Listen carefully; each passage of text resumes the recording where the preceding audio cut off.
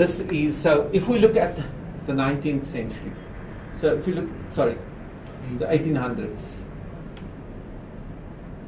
okay, if we start there and we go down and you take 1900, what to you are the important dates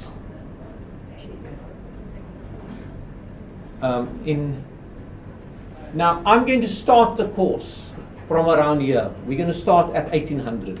Why 1800? Dates also are random, but economic historians have argued that around 1800, in fact,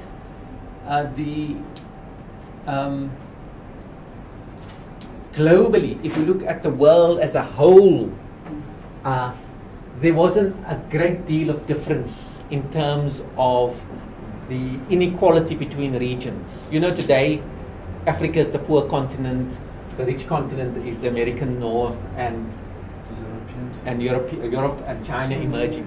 Around 1800, that kind of inequality didn't exist. It was more or less globally, despite all the changes and imperialism and colonialism.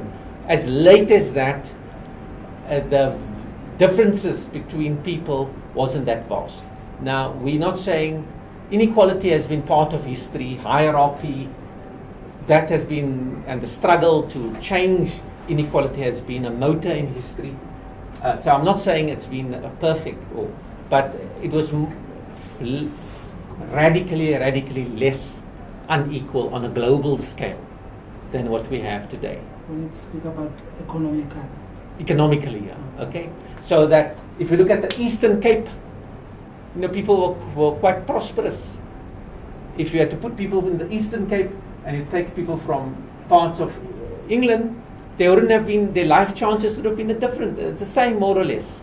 You know, their life chances, their longevity, when they die and how they die, and so on. So I'm going to sort of start there, more or less, for all the problems and all the growing things were beginning to change then, of course. So this idea of Africa as a continent, it's still worth keeping, but we must know it's not.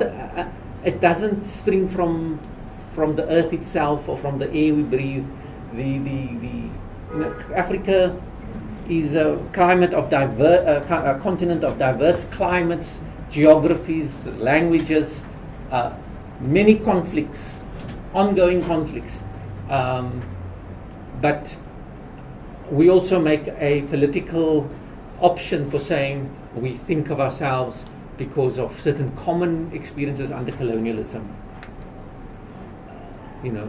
So the colonial period is an important period to understand, and therefore, I want to start here quickly and move on. Oh, I need to get going. Okay, what else? Any other dates quickly? 1949. What's 49? I think about citizens, and which is South Africans were not recognized as citizens. So 1948 was the declaration of apartheid formally, isn't it? Yeah. Okay. Yeah. I would prefer the 1823, the discovery of the Kimberley mines. That's 1860s. 1860s. 1860s. Okay. Good. That's very important. Yes.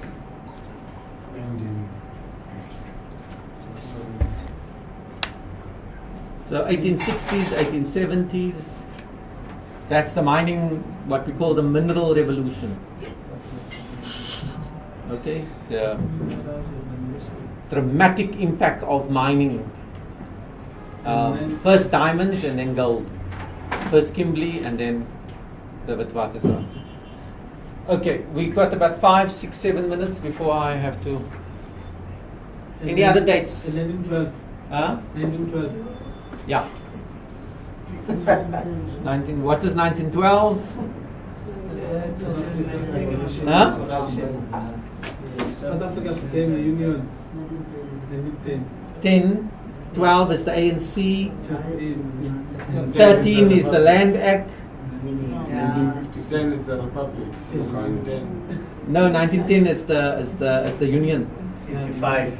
1913 is the But now tell me something about the rest of the 1913 continent. is the struggle of women against passes. Passes, the pass laws. 1952. What's the other things here? In Elsewhere on the continent. Now, we only have French in Algeria. 1908 in Zimbabwe. 1980, the Yeah. freedom of Zimbabwe, yeah? 1956, freedom of Uganda. 56. Yeah. Okay. Generally, okay, so, 1900. okay, we've got to, I think we need to catch up with some of the other things here on the rest of the continent. The period, I think the Namibian and freedom from South Africa Yeah. on 1975. 1990. 1990. Yeah. Okay, what generally how it's going to work, we're going to look at it this way. Look at the period of just before colonial.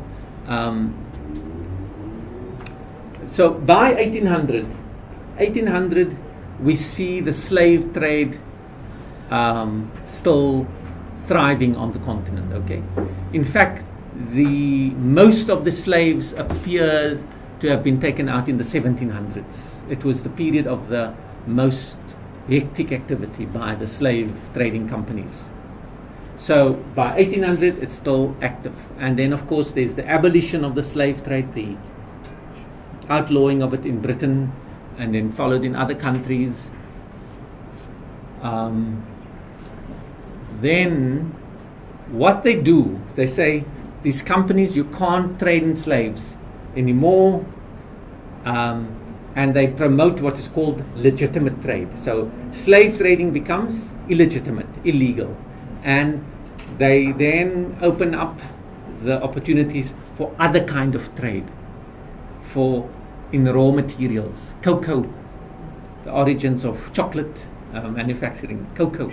And so they allow companies in, and they encourage companies to come and trade bring manufactured goods from Britain, cotton and other products, and trade with Africans for raw materials.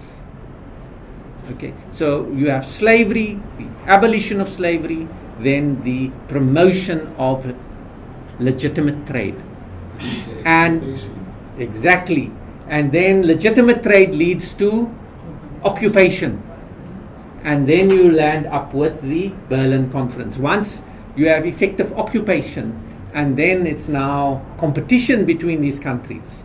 And this is then the period of colonial rule, of formal colonial rule, from the 1870s, 1880s, through to around, when I use this symbol, it means circa, okay?